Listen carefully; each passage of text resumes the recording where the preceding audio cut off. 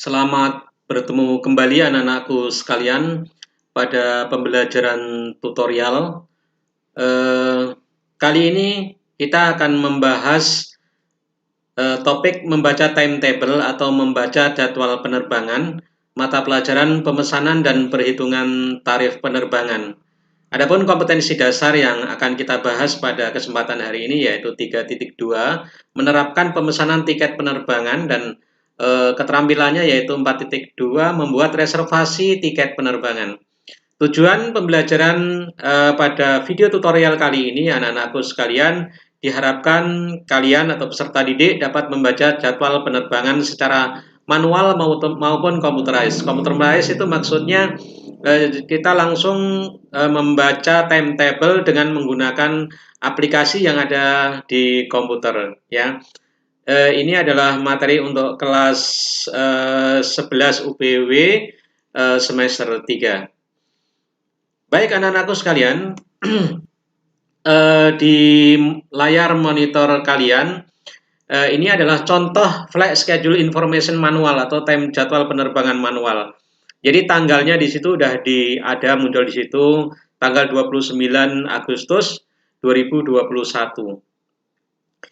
Anak-anakku sekalian, ini yang nomor ini adalah segmen, ini ada penerbangan 1 sampai 14 kali penerbangan dalam satu hari. Kemudian kolom from ini adalah kota awal yaitu Jakarta.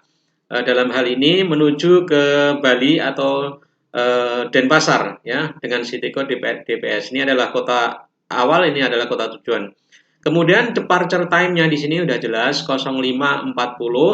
Ini adalah set waktu lokal atau local time, artinya berangkat dari Jakarta itu ya waktu 5.40. Kemudian arrival time ini adalah waktu sampai di Denpasar, ini juga local time jam 8.40. Kemudian flight number ini adalah nomor penerbangan dari rute ini yaitu GE400. Seperti itu anak-anak. Kemudian di sini ada nomor 0 di sini, number of stop, itu artinya kalau di sini 0 berarti penerbangan dari Jakarta sampai ke Bali atau Denpasar itu ditempuh tanpa singgah di suatu kota atau penerbangan langsung. Seperti itu anak-anakku sekalian. Nah, ini yang segmen yang pertama. Kemudian segmen yang kedua itu juga sama saja di sini, cuma di sini waktu berangkatnya adalah 7.15 dan sampai di sana jam 10.15. Nah, anak-anakku sekalian, untuk contoh ini ada 14 kali penerbangan. Jadi yang penerbangan pertama atau biasa disebut dengan first flight itu berangkat jam 05.40 sampai 08.40. Kemudian yang last flight itu berangkat jam 22, berangkat dari Jakarta sampai di Denpasar itu 01.00. Seperti itu. Jadi ini adalah penerbangan langsung semua. Ini adalah contoh jadwal penerbangan yang manual. Baik anak-anakku sekalian, kita lanjutkan pada contoh yang berikutnya. Ini contoh yang kedua, ini adalah flight schedule information atau jadwal penerbangan. Nah, ini yang sudah menggunakan computerized reservation system. Ini sudah menggunakan sistem komputer. Komputer yang dipakai di aplikasi yang dipakai oleh dunia penerbangan itu berbeda-beda anak-anakku sekalian. Ini adalah salah satu contohnya ya. Nah, ini di sini ada muncul di sini 10 April, kemudian di sini 07 April. Ini adalah tanggal efektif atau tanggal berlaku ya. Misalkan untuk yang pertama, ini seg pertama 05, ini efektif mulai 05 Mei sampai dengan 05 Mei, ini efektif satu hari saja. Nah, ini penerbangan dari Singapura menuju Hong Kong. Ini adanya hari Sabtu. 6 ini adalah kode hari Sabtu. Di sini ada kode M, ada I, W, ya, T, V, S, S. Ini adalah Monday, Tuesday, Wednesday, Thursday, Friday, Saturday, and Sunday. Berarti di sini angka 6 itu adalah mewakili hari Sabtu. Kemudian angka 1 ini adalah hari Senin, angka 2 ini hari Selasa, 3 hari Rabu, 4 hari Kamis, kemudian yang angka 5 ini hari Jumat, 6 ini adalah hari Sabtu, dan 7 itu adalah hari Minggu. Ini adalah rutenya dari Singapura ke Hong Kong. Dari Singapura itu berangkat 01.15 anak-anakku sekalian, kemudian sampai di Hong Kong itu 05:10. Ini juga local time, waktu setempat atau waktu Hong Kong, yang ini adalah waktu Singapura. Kemudian geser ke sebelahnya lagi anak-anak, ini ada kode CX, ini adalah airline code atau kode penerbangan. Jadi dari Singapura ke Hong Kong itu akan menggunakan pesawat CX atau KT Pacific ini ya anak-anak. Ini adalah airline code dari KT Pacific. Nomor penerbangannya adalah 714. Jadi CX 714. Nah, yang di ujung ini adalah tipe pesawat ya. Tipe pesawat 744 itu adalah seri Boeing. Nah, seperti kita ketahui bersama bahwa seri pesawat itu banyak. Ya, ada Boeing, ada MD ya. Kemudian ada Airbus juga, itu yang pesawat berbadan lebar semua anak-anakku sekalian. Nah, ini yang bawah ini juga sama. Kalau yang efektif 5 Mei ini adanya hari Sabtu. Kemudian yang efektif tanggal 6 Mei itu ada 3 kali penerbangan ya.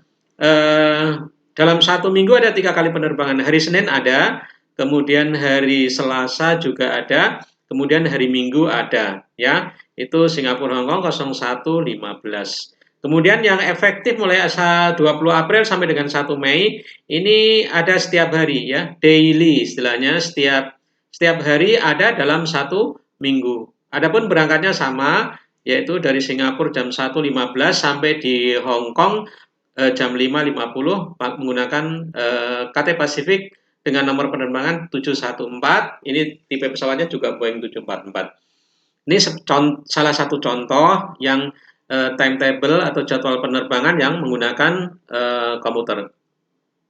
Berikutnya anak-anakku sekalian, ya ini apa namanya? Tadi Bapak lupa klik, ini Bapak sudah siapkan ini sebenarnya. Ya nomor 1 itu adalah hari efektif sampai nomor 2, nomor 3 ini adalah hari-hari apa namanya? Jadwal setiap minggunya ya, seperti ini. Dia dimasukkan kode hari saja. Kemudian nomor 4 ini adalah rute. Nomor 5 ini adalah keberangkatan dan tiba, waktu keberangkatan tiba. Kemudian yang nomor 6 ini adalah flight number. Kemudian yang terakhir adalah tipe pesawat yang digunakan. Kita lanjutkan ke anak-anakku sekalian. Ini adalah masih contoh flight schedule information atau jadwal penerbangan yang sudah menggunakan computerized anak-anakku sekalian. Nah, ini berbeda lagi di sana. Kalau ini kita langsung buka saja. Ya, ini ada kode 119 DJJ Jakarta. Ini adalah apa namanya, perintah untuk membuka jadwal penerbangan pada aplikasi ini ya. Aplikasi yang ada di sini. Ini kita akan membuka tanggal 19 Desember rute Jayapura Jakarta. Nah, maka dia akan memberikan informasi seperti ini. Ya, ini segmen yang pertama di sini ya. Segmen yang pertama itu adalah ID. Nah, ID itu adalah airline code dari Batik Air ya, dengan nomor penerbangan 6191. Ya, ini adalah nomor penerbangan atau flight number ya, ID. Kemudian bawahnya adalah ada juga GA di sini 659. Kalau GA itu berarti Garuda. Di sini ada GT, itu berarti Lion.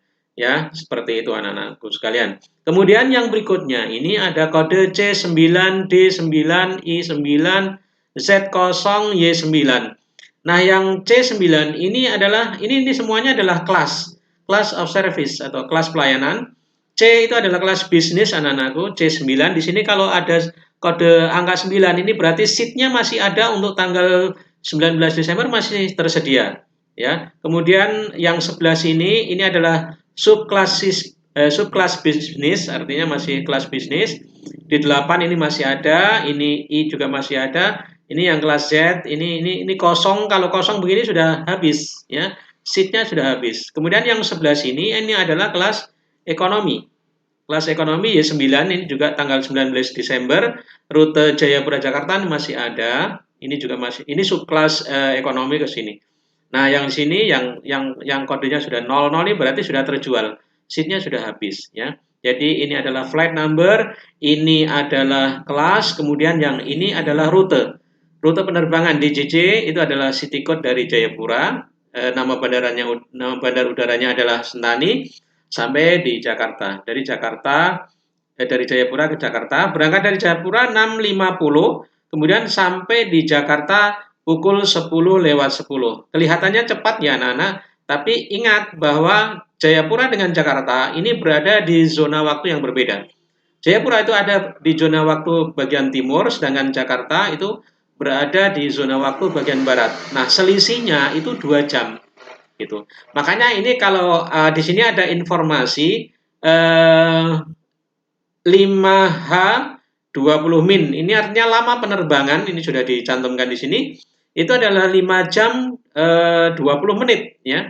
5 jam penerbangan, 5 jam 20 menit. Kemudian di sini adalah ada kode 0, berarti penerbangan dari Jayapura Jakarta itu akan ditempuh secara langsung atau non-stop. Dia tidak melakukan transit di kota manapun. Nah, kemudian ini apa? Yang di sini masih ada kode 32A COVID-19 di sini ya, anak-anakku sekalian. Nah, ini sebenarnya kalau kita klik anak-anakku di sini akan muncul informasi kebijakan yang diterapkan oleh airline yang bersangkutan. Dalam hal ini adalah ID. Apa saja yang diterapkan di dalam penerbangan tersebut berkaitan dengan COVID ini. Ini kalau kita klik biasanya di sini ada informasi misalkan begini. Ada informasi bahwa pesawat yang akan dipakai itu sudah disterilkan, ya, sudah dibersihkan dari virus gitu ya, disemprot lah gitu, disemprot. Kemudian di sini juga berlaku misalkan sebelum penumpang naik pesawat itu akan dilakukan pengecekan suhu. Nah, itu informasinya ada di sini kalau diklik. Cuma ini kan nggak online, ini Bapak sudah pindahkan ke PowerPoint, ya. Terus ada juga informasi selama dalam penerbangan itu penumpang diwajibkan menggunakan masker. Itu informasi itu juga ada muncul di sini di COVID-19 ini. Terus kemudian informasi lain misalkan di situ juga ada informasi bahwa tempat duduk di dalam pesawat itu nanti ada jarak gitu. Ada jarak satu kursi yang dikosongkan. Itu informasi-informasi tersebut itu akan ditampilkan di kolom ini kalau kita klik. Nah, ini adalah beberapa contoh anak-anakku. Yang pertama tadi adalah manual, ya. Yang kedua tadi adalah jadwal penerbangan yang sudah menggunakan computerized tapi berbeda. Yang ini juga sudah computerized tapi aplikasinya berbeda. Nah, kenapa Bapak mengajarkan yang manual? Karena biasanya begini, sebelum kalian Bapak ajar untuk menangani atau menghandle reservasi dengan menggunakan computerized, itu basicnya harus kuat dulu, dasarnya manualnya harus kuat. Makanya kalian Bapak tuntut untuk bisa membaca timetable baik itu yang manual maupun yang computerized. Karena biasanya kalau kita sudah menggunakan sudah masuk di computerized itu yang muncul adalah abbreviation seperti ini. Misalkan kita mau mengecek jadwal, ini kan yang muncul bahasa kode ke semua, abbreviation, city code ya. Nah, kalau Anda tidak hafal city code di seluruh dunia, ini kan susah nanti, karena kita tidak bisa membuka komputer dengan membuka catatan juga, jadi harus dihafal gitu. Makanya Bapak ajarkan yang manual juga. Kira-kira seperti itu anak-anakku sekalian. Demikian video tutorial yang dapat Bapak sampaikan pada kesempatan hari ini. Mudah-mudahan ini dapat membantu kalian dalam memahami materi, khususnya cara membaca timetable, baik itu yang manual maupun yang computerized. Ya, demikian anak-anakku sekalian. Terima kasih sudah menyimak video Bapak. Sampai jumpa di video tutorial berikutnya. Terima kasih.